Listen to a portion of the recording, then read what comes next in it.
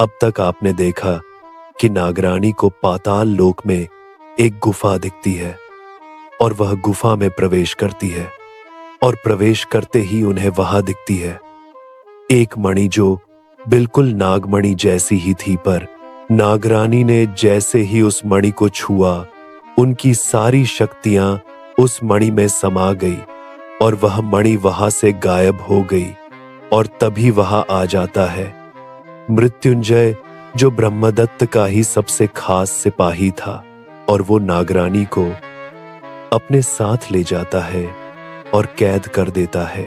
अब आगे नागरानी के कैद होने की खबर सुनकर नागवन में भूचाल सा आ गया और सभी नागों में बदले की भावना उत्पन्न हुई और सभी नाग और नागिन गुफा में एकत्रित हुए नागराज वासुकी से मिलने के लिए, जहां वासुकी ने सभी नागों को बताया कि नागरानी और मणि दोनों ही खतरे में है और हमें इस खतरे से वही बाहर निकाल सकता है जिसने नरक लोक का रहस्य और ब्रह्मदत्त की शक्तियों से परिचित हो।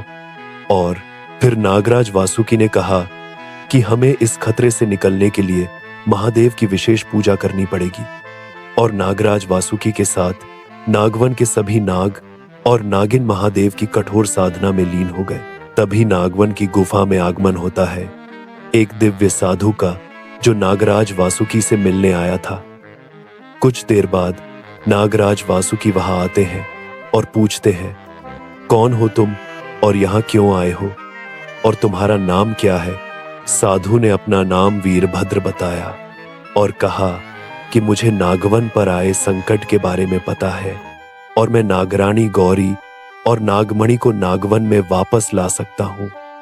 और फिर नागराज वासुकी ने कहा कि तुम तो साधारण से साधु हो, तुम्हें नागरानी और नागमणि के बारे में कैसे पता और तुम्हें नरक लोक का रहस्य कैसे पता, और क्या तुम में इतनी शक्ति है कि तुम ब्रह्मदत्त का सामना कर सको? साधु ने कहा कि मुझे वशीकरण का वो मंत्र पता है जो पूरे विश्व में किसी को नहीं पता, और मुझे स्वयं नागमाता उर्वशी ने यहां भेजा है नागवन की मदद के लिए। नागमाता का नाम सुनते ही नागराज वासुकी को यकीन हो गया कि दिव्य साधु को नागमाता ने ही भेजा है नागवन की मदद के लिए।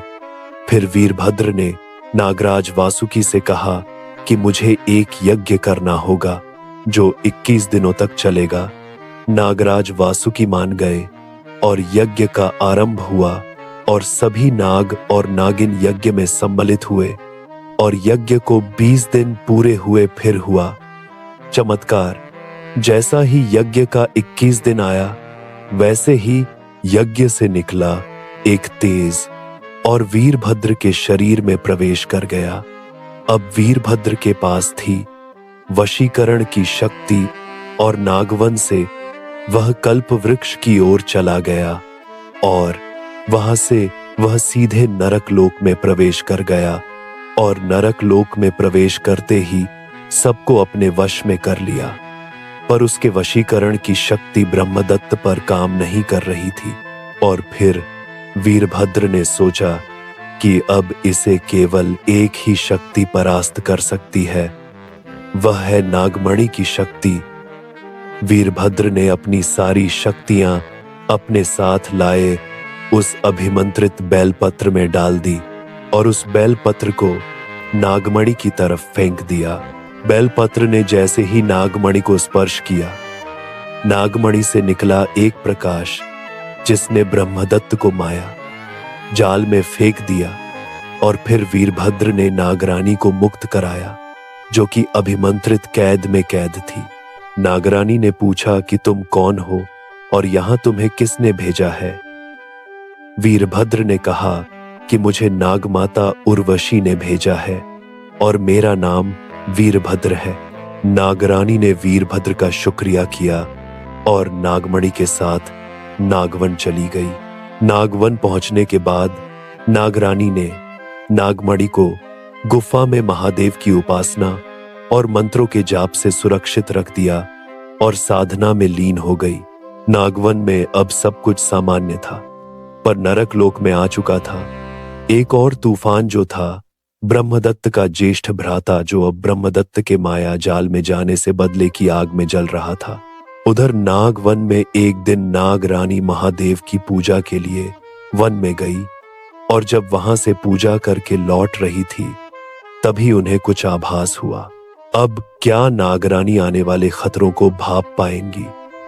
क्या ब्रह्मदत्त का ज्येष्ठ भ्राता अपने मंसूबों में कामयाब होगा या उसका सामना होगा नागवन की नाग माता से? और क्या नागवन के लिए वीरभद्र कोई खतरा बन सकता है जिसमें शक्ति थी किसी को भी अपने वश में करने की? और क्या नागरानी सभी षड्यंत्र से अकेली बाहर निकल पाएंगी या उनकी मदद के लिए कोई नागवन में आएगा? आगे कौन सा तूफान आने वाला है नागवन में और आगे क्या होगा? इन सभी सवालों के जवाब जानने के लिए अभी सब्सक्राइब करें शॉर्ट टेल्स को। और नागरानी का अगला कदम क्या होगा उसके लिए जुड़िए हमारे साथ और देखते रहिए शॉर्ट टेल्स को।